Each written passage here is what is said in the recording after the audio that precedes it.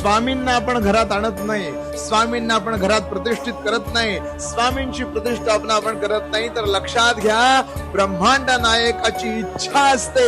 स्वामी समर्थ महाराजांची ज्यांना आपण परब्रह्म म्हणतो त्या भगवंताची इच्छा असते, म्हणून या सगळ्या गोष्टी होतात.